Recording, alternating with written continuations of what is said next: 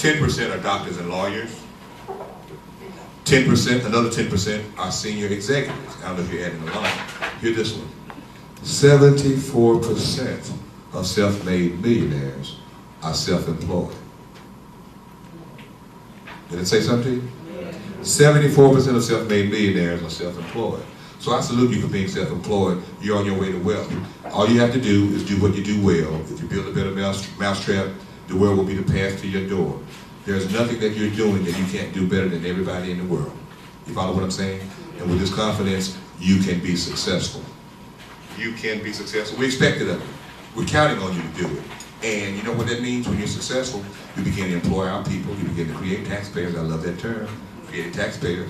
You see, many of our businesses in Memphis are businesses that do not employ anybody else. I think about 84% of the businesses that are African-American owned businesses in the metropolitan statistical area, MSA here in Memphis, only employ the man and his wife.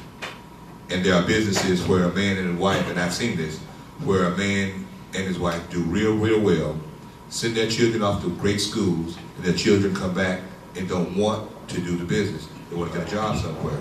But if we are going to transfer wealth from one generation to another, and that's how you measure success, by the way. Intergenerational, in the future we must, intergenerational sharing of wealth and values. Think of it. You got 3 children, you're wealthy, you got 3 children. One's a crackhead, one's a gambler, and one's a lawyer who went to school to take care of his children, another children, another crackhead, and another gambler. And you got $1 million to leave somebody. Where are you going to leave your money? With the person who shares your values. If you leave it to the gambler, it'll be gone in 3 days. It might take a crackhead 7, 8 friends to get it gone in about 30 days, but it'll be gone. It ain't going to make it to the end of the next month. Am I right about it? So, intergenerational sharing of wealth. See, my friend didn't even agree with me. I just stay away from the sports stuff, he's not going to get along fine. Intergenerational sharing of wealth and values is what we must emphasize. Are you following me? Okay, my friends. As I go to my seat, I'm going to read something. Well, I'll say one more thing. You see, now she told me I had 45 minutes now. But I'll stop now. But we have great challenges to meet. We have a charge to keep and a God to glorify.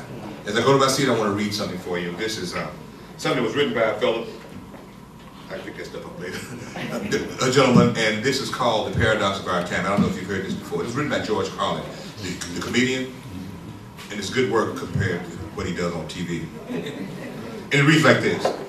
The paradox of our time in history is that we have taller buildings but shorter tempers, wider freeways but narrower viewpoints.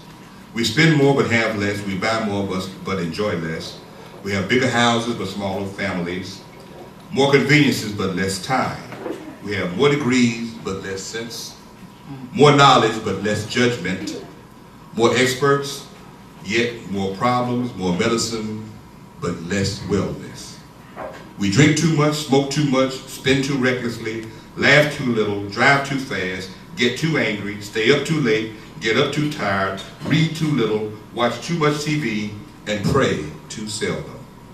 We have multiplied our possessions but reduced our values. We talk too much, love too seldom, and hate too often. We've learned how to make a living but not a life. We've added years to life but not life to years. We've been all the way to the moon and back but have trouble crossing the street to meet a new neighbor. We conquered outer space but not inner space. We've done larger things but not better things.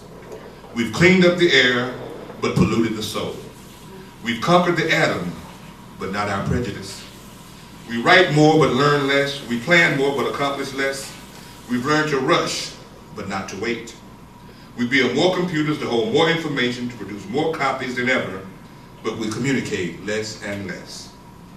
These are the times of fast food and slow digestion, big men and small character, steep profits but shallow relationships. These are the days of 2 incomes but more divorce, fancier houses but broken homes.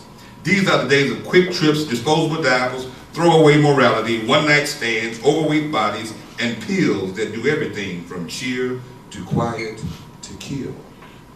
It is a time when there is much in the show window and nothing in the stock room. A time when technology can bring this letter to you, and a time when you can choose to either share this insight or just to hit delete. Remember, spend some time with your loved ones because they're not going to be around forever.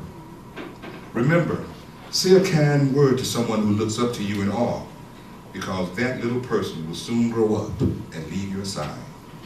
Remember to give a warm hug to the one next to you because this is the only treasure you can give with your heart, and it doesn't cost a cent. Remember to say I love you to your partner and your loved ones, but most of all, mean it. A kiss and an embrace will mean hurt when it comes from deep inside you. Remember to hold hands and cherish the moment, for someday that person will not be there again. Give time to love. Give time to speak. Give time to share the precious thoughts in your mind. To all my friends in life, I thank you for being there. God bless you, Boba. Continue to do God's work. Good night. Thank you.